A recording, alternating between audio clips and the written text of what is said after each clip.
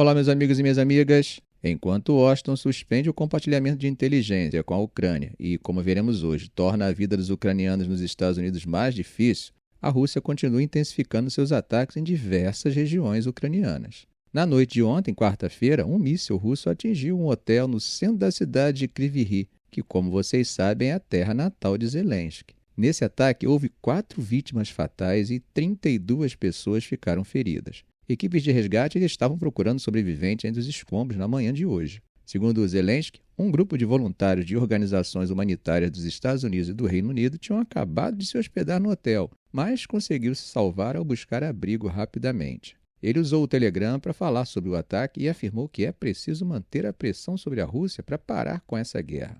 Fotos e vídeos que circulam pela internet mostravam equipes de resgate tentando passar pelos escombros de um prédio de 5 andares iluminado pelos holofotes. O governador regional também divulgou imagens que mostravam o hotel destruído com o último andar completamente arrasado.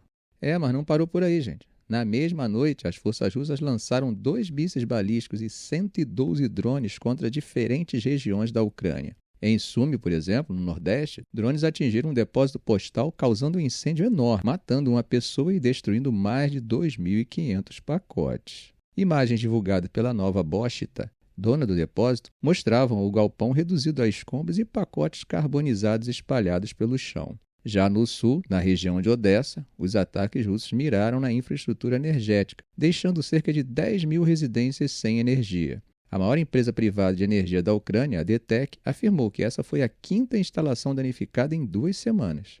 Bom, gente, mudando um pouco de assunto, mas ainda no contexto do conflito, a Rússia mandou um recado direto para Macron, depois que ele fez um discurso dizendo que a Rússia era uma ameaça para a Europa.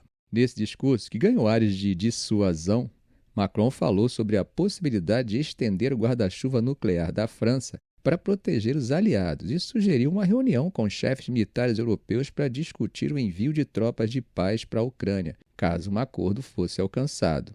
Essa fala, como era de se esperar, acabou irritando Moscou, que respondeu, classificando o discurso como extremamente belicoso. Lavrov foi bem direto e disse que Macron não age de forma muito graciosa, comparando suas palavras a líderes históricos como Napoleão e Hitler.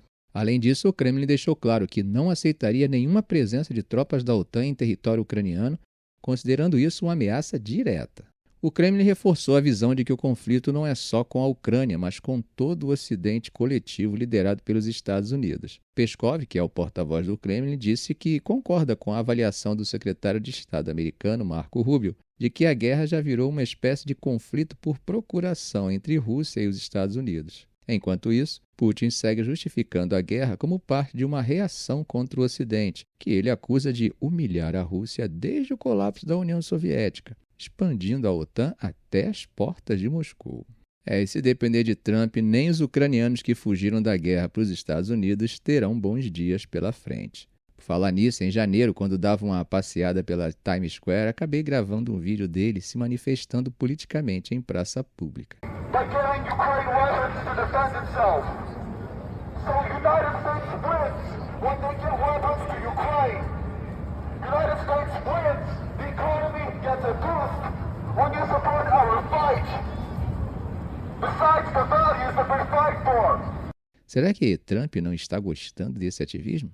Deixa eu explicar, gente. A decisão da administração Trump de revogar o status legal temporário de cerca de 240 mil ucranianos que fugiram da guerra com a Rússia está gerando uma grande preocupação. Essa medida já está prevista para começar em abril, e representa uma mudança bem drástica em relação ao acolhimento dado durante o governo Biden.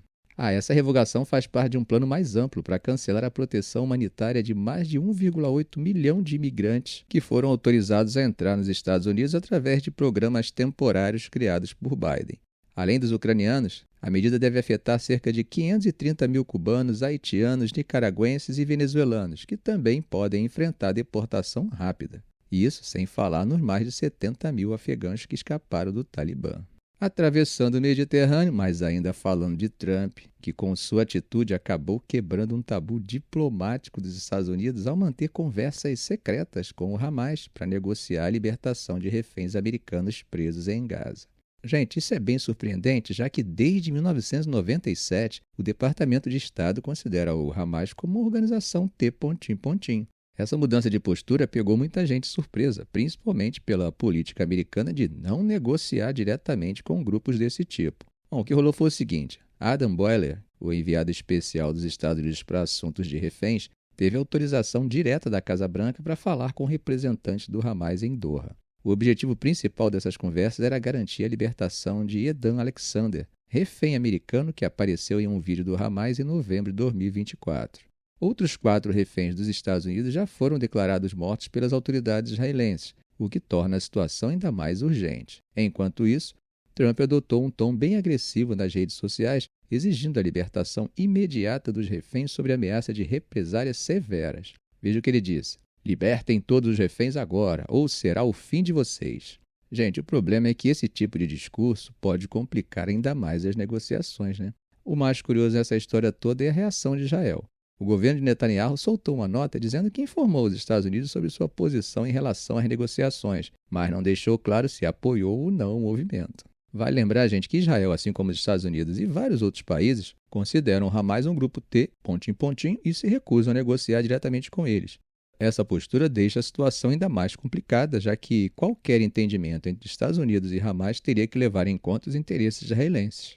Outro ponto que está dando o que falar é aquela ideia controversa de Trump de transformar Gaza num tipo de resort, estilo Riviera, né? Depois de reassentar seus habitantes em outro lugar, o que é considerado pelo direito internacional como o deslocamento forçado, ou seja, um crime.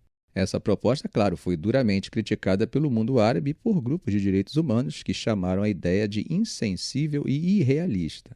A porta-voz da Casa Branca, Caroline Leavitt, se recusou a dar mais detalhes sobre esse plano, dizendo apenas que as negociações com o Hamas têm como foco salvar vidas americanas.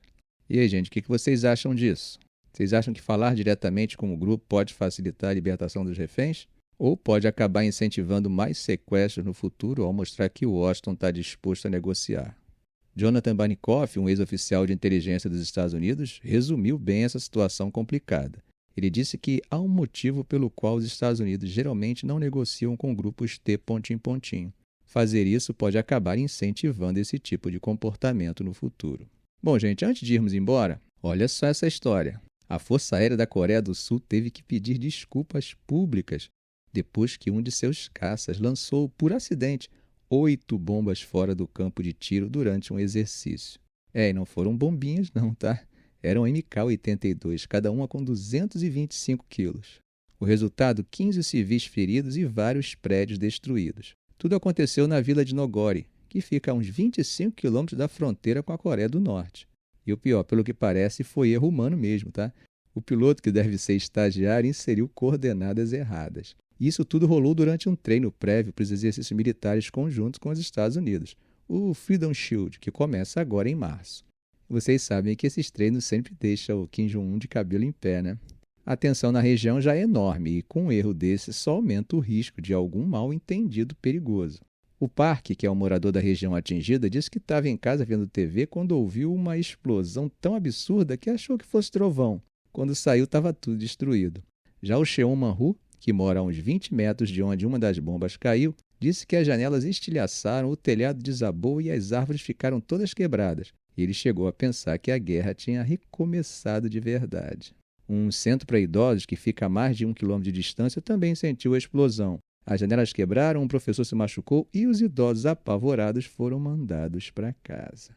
Ficamos por aqui. Se esse vídeo foi útil para você, faça um comentário, compartilhe em suas redes sociais, dê um like. E é claro, se ainda não for inscrito, inscreva-se no canal e ative o sininho para não perder os próximos vídeos. Ok, gente? Um grande abraço do professor Arão Alves.